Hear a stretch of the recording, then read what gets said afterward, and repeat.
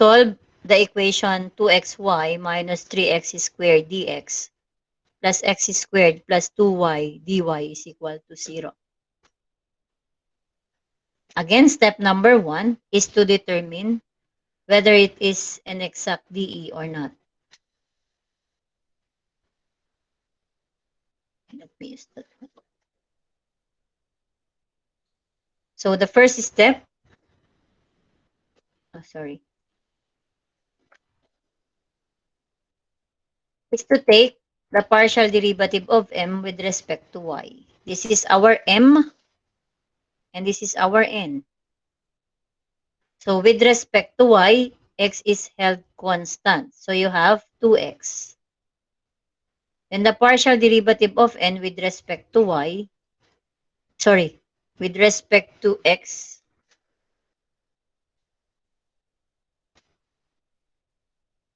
so y is held constant. So that is equal to 2x. Since the two are equal, then it means that the differential equation given is exact. And since you have exact DE, then you just follow the procedure. Number 2, solving for f as a function of x and y is equal to c. Let me use m to illustrate the procedure, and later I will be asking you to include in your practice problems yung using n. Okay? So again, we have to integrate with respect to x. So f is equal to the integral of the quantity, your m is 2xy, minus 3x squared dx. So integrating with respect to x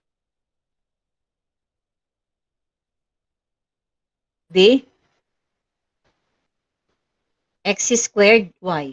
Tama ba? Kasi 2y times x squared over 2 minus, so minus 3, the integral of x squared dx is x cubed over 3, so minus x cubed, plus the constant of integration, so with respect to x, so y is held constant. You may use any letter here that you want. In my previous lecture, I normally use k of y or k of x. But since in your module that the committee had formed, they used t, so let me use the same t. Then the third step is to differentiate with respect to y. So the partial derivative of f with respect to y is equal to what? So x is held constant. So you have x squared plus t prime of y. But this partial derivative of f with respect to y is equal to n. Equating the two, x squared plus t prime of y is equal to n. This is our n. X squared plus 2y. So x squared minus x squared. Therefore, t prime of y is equal to 2y. Then the fourth step is to integrate with respect to y. So the integral of t prime of y is equal to the integral of 2y dy. So t of y is simply equal to y squared plus c. Therefore, when we substitute it here, you have x squared y minus x cubed plus y squared is equal to c. Tama ba?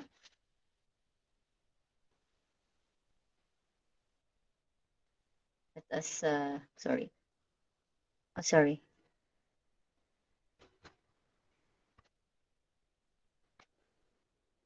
Or, if you want, you can factor out y or you can factor out x kung anong gusto nyo to simplify our final solution for that given differential equation.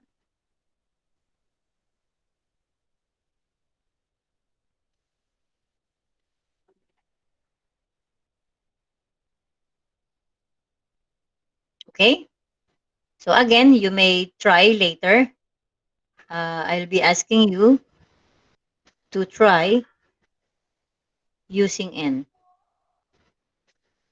And you should also obtain the same results.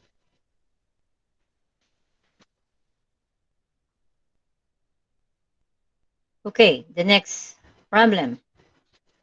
Solve the equation 2xy minus tangent y dx plus x squared minus x secant squared y dy is equal to 0. So again, step number 1 is for you to determine whether the differential equation is exact or not. So step number 1, the partial derivative of m with respect to y. Again, this is your m and this is your n. With respect to y, so x is held constant.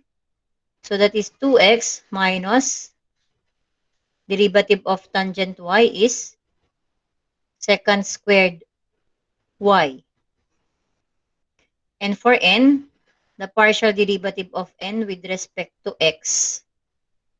So y is held constant, so 2x minus secant squared y. So since they are equal, the DE is said to be an exact differential equation.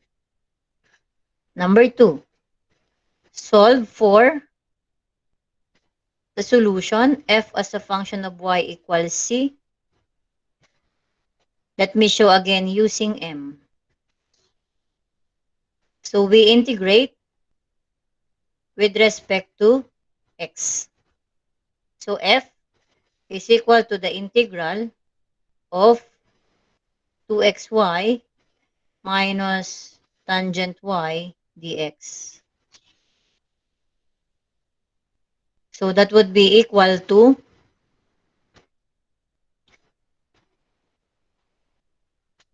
so 2y is constant times x squared over 2. So that is x squared y.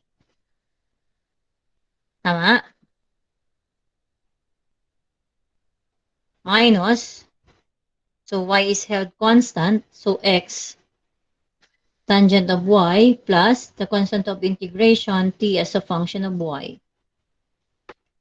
That is your f. Then the third one is we differentiate with respect to y. The partial derivative of f with respect to y is equal to x squared minus x derivative of tangent is secant squared y plus t prime of y. But this partial derivative of f with respect to y is equal to n. And equating the two, x squared minus x secant squared y plus t prime of y is equal to our n. This is n.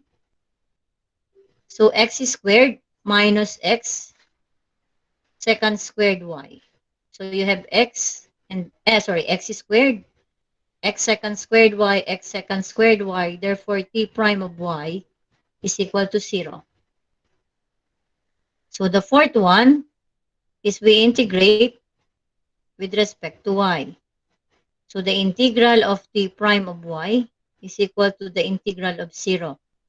Therefore, t of y is equal to c. Therefore, substituting here, you have x squared y minus x tangent of y is equal to c. And that is the solution of our differential equation.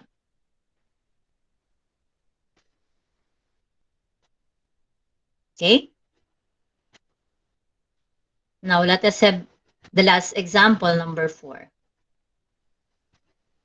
Solve the equation, the quantity r plus sine theta minus cosine theta dr plus r times sine theta plus cosine theta d theta equals 0. So remember, yung ating general form, because we normally use x and y, that is m dx plus n dy is equal to 0. But this time we have m dr plus n d theta. So first step to determine whether it is exact or not. The partial derivative of m with respect to theta. So this is our m. So with respect to theta, derivative of sine is cosine of theta. Derivative of cosine is negative sine times the negative, so plus sine of theta. And then the partial derivative of n with respect to r. So r times the derivative of constant, 0, plus the constant times the derivative of r with respect to r is sine theta plus cosine of theta. And since the two are equal, then this dE is said to be exact. Number 2 is we solve for the function of x and y is equal to c. Let me use again m, and n is again to be assigned to you later. So we integrate with respect to, saan natin siya integrate? So with respect to r. So f is equal to the integral of the quantity r plus sine of theta minus cosine of theta dr. So f is equal to r squared over 2 plus r sine of theta minus r cosine of theta plus the constant of integration t as a function of theta. Then the third one is to take the partial derivative. So the partial derivative or differentiating, with respect to theta. So the partial derivative of f with respect to theta is equal to, so r is constant now. So you have r cosine of theta plus r sine of theta plus t prime of theta. But the partial derivative of f with respect to theta is equal to n. So equating the two, r cosine of theta plus r sine of theta plus t prime of theta is equal to, so looking at n, we distribute r or we multiply that with r. So that is r sine of theta plus r cosine of theta. So r cosine theta, r cosine theta, r sine theta, r sine theta. Therefore, t prime of theta is equal to 0. And our fourth step is to integrate with respect to theta. So the integral of t prime of theta is equal to the integral of 0. Therefore, t of theta is equal to c. And therefore, the solution upon replacing t theta here, that would be r squared over 2 plus r cosine of theta minus r, sorry, yeah. Sorry, this is